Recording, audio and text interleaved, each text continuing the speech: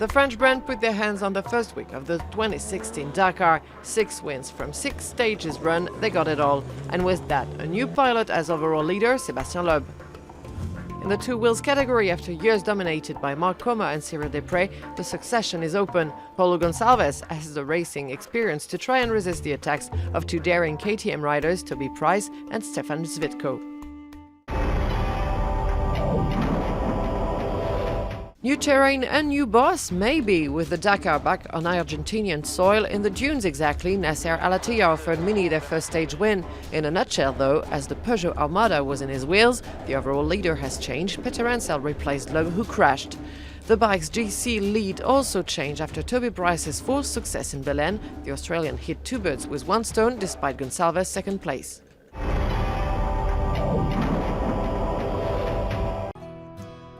Change of scenery for the 91 cars remaining in this 38th Dakar rally. After the high altitude, here comes the sand, dunes and navigation. Much can happen in the 400-kilometer long special divided in 2 parts. Briefing is key. You slow down, let Nasser go by. You? Well, I catch up, I'm here.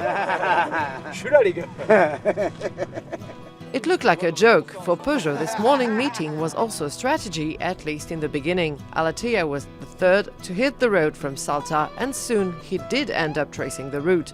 But things got complicated on the French firm side. Firstly, for Stéphane PETERHANSEL, who rapidly suffered a puncture, 3 minutes lost. But Mr. Dakar pushed hard and eventually finished third of the day. The fall was harder for Sébastien Loeb. Second after the first time section, the Alsatian lived his first real bad moment in the second sector. Stuck in the sand, the 9-time WRC world champion first went through his dreaded exercise.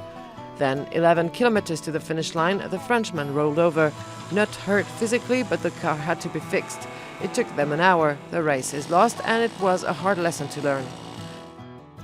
The only one who was able to follow the plan was Carlos SAINZ. The Spaniard was in control on his 2008 Dakar, and until the end he could hope for the stage success. But he was defeated by a mere 12-second advantage that must have reminded him of his WRC years. The one to blame is the current WRC driver Nasser AL-ATTIYAH. The title holder and his precious co-pilot Mathieu Baumel had to be patient for over a week. Today they finally put a stop to the Peugeot hegemony. Not enough, however, to make major changes at the overall classification, but it's good for the morale and the suspense.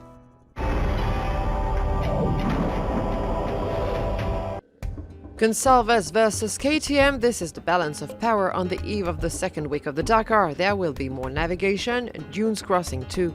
Nothing too scary for the Portuguese rider. But Toby Price, along with Stefan Zvitko, showed their muscles in the last days, while Chile's Quintanilla on Husqvarna was still in contention. This morning the bike started the day a little later than scheduled, and a 393-kilometer long special.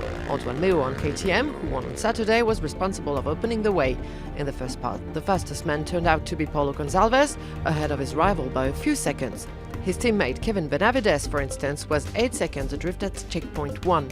However, the bike number 2 didn't manage too well the rest day. Goncalves hit the ground. The damage was fortunately limited. The Portuguese was able to go back but lost time. I crashed. I have lucky to don't have any injury.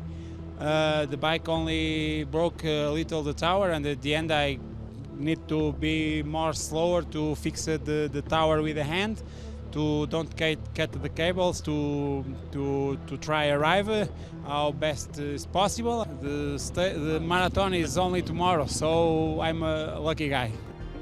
Toby Price on his KTM didn't slow down, and at checkpoint 2 he was 2 minutes clear from Goncalves and 4 minutes from Benavides. This morning the Australian had the overall lead in reach, a 3 minutes 12 seconds gap to close. In the remaining section, positions and gaps became clearer. Price was the fastest in Belen with his stage 8 win. The Australian grabbed his 4th success this year, finishing 5 minutes 17 seconds ahead of Goncalves. The KTM rider has a lead of 2 minutes 5 seconds over the Portuguese. Quintanilla finished 3rd of the stage and Benavides ended 5th, 8 minutes behind the day's winner.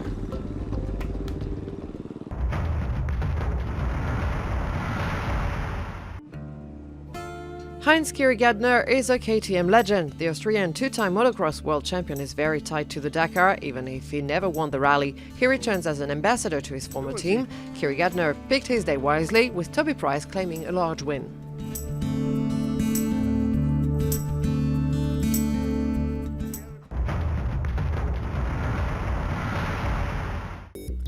A Peugeot replaced another Peugeot at the top of the stage ranking. Loeb is over an hour behind. Desprez took his first fourth place, but at the GC he's over an hour 30 adrift. And this overall ranking shows that Nasser AL-ATTIYAH stepped foot on the third place of the podium. Husqvarna has his Mini 40 minutes adrift. In the bikes, Price hit twice. He gained 5 minutes on Goncalves and took the overall lead. Quintanilla performed well. The Husqvarna Chilean has been consistent. Third today at the overall, he's now 20 minutes behind the best time. He can dream of a podium. Sand, off-tracks and heat, the ingredients remain the same for Stage 9, a loop around Belen, with 285 kilometers of special. For the bikes, it will be the first part of a new marathon stage, no assistance at the bivouac. It will be hot, hot, hot.